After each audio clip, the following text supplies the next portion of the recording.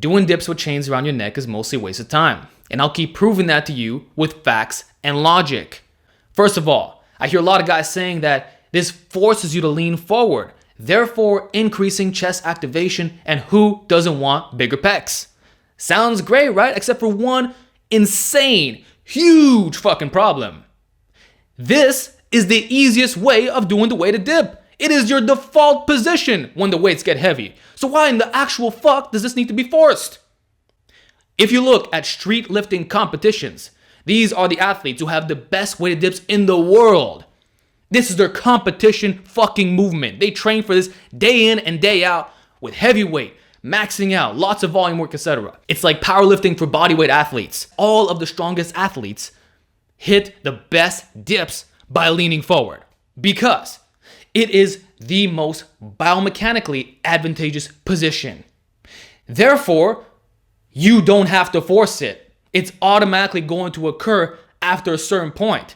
For many of you, that'll probably be when you get to 100 pounds or more. And if not, you can still do it yourself. So if a plate is hanging off your waist and you still find yourself being upright, doing more of a tricep style dominant dip, manually lean forward and voila, you're getting all the benefits. So I just find it amazing how people are saying you gotta force the easiest way, when in reality, it should probably be the opposite. If we want to talk about giving you no choice but to do a dip a certain style, it should be the tricep dip in which the body is completely upright. And how is this accomplished? By wearing a backpack. This way the resistance is coming behind you, and now whenever you want to lean forward, it'll kind of snap you back into place. In this way, if you're dipping 3 plates for reps, you might have to drop it down to 2. Therefore getting more out of less weight and probably correcting muscular weaknesses. Because like I said, when you get strong enough, you're probably not going to dip with a completely upright body angle. Highly unlikely, and I've yet to see this with anyone who's done over 100 kilos on lift. Alright, so when we talk about forcing a position, it has to be the harder way of doing it, otherwise there's no fucking point. Make sense? The second issue, which I've heard so many times and this always blows my mind. I don't have a weight belt.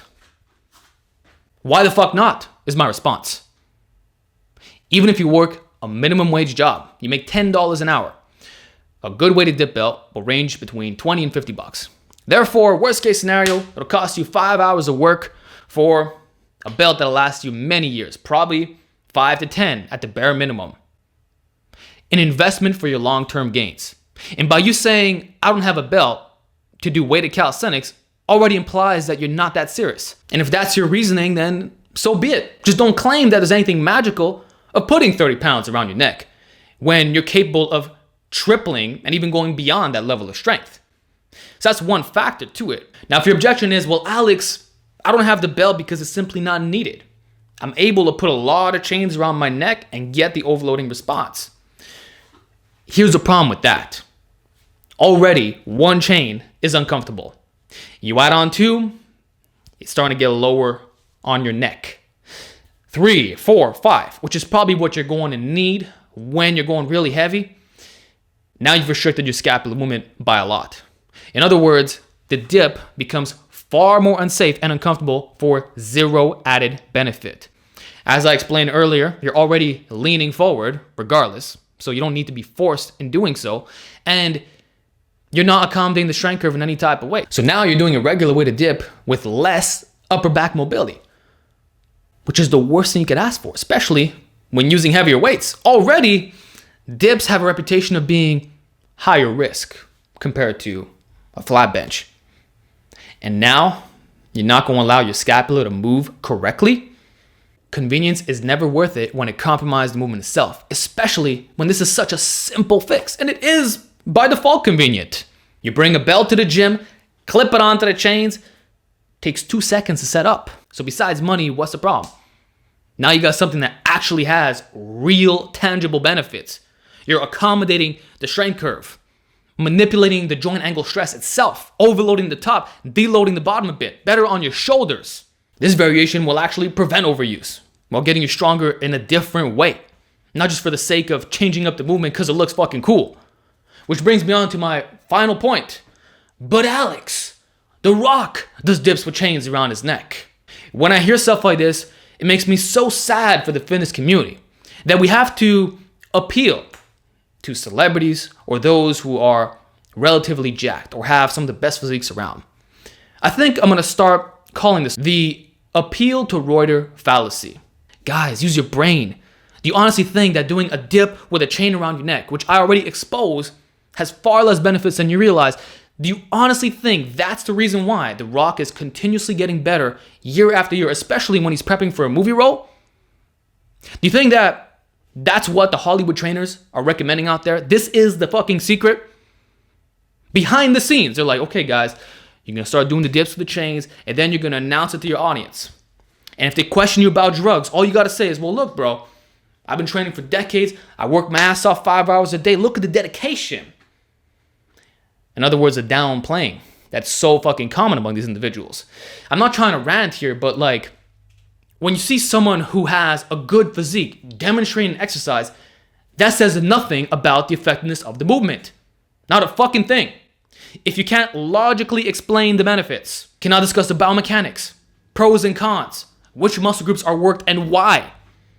If you can't give reasons, not look at me, I got results. I don't give a fuck about that. Give me a goddamn reason on why I should do a dip with a chain around my neck. Give me one fucking reason besides, oh, I lean more forward and it hits my chest harder.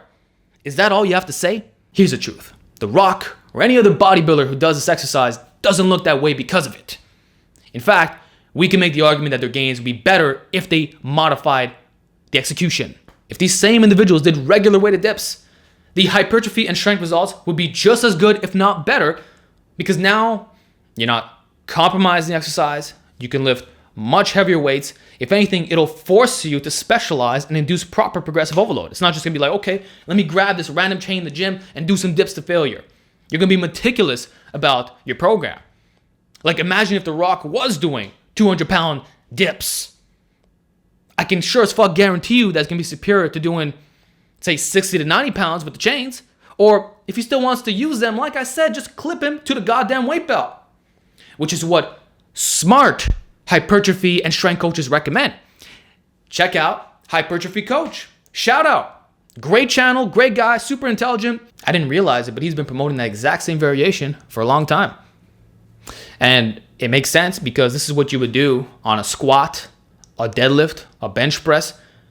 Anyone who uses chains in an athletic environment or even for bodybuilding purposes will know that you don't just dangle them off the fucking barbell sleeves. You have to suspend them correctly such that they close in at the bottom. And as you go through the range of motion, they start lengthening. That is how the fuck it's done.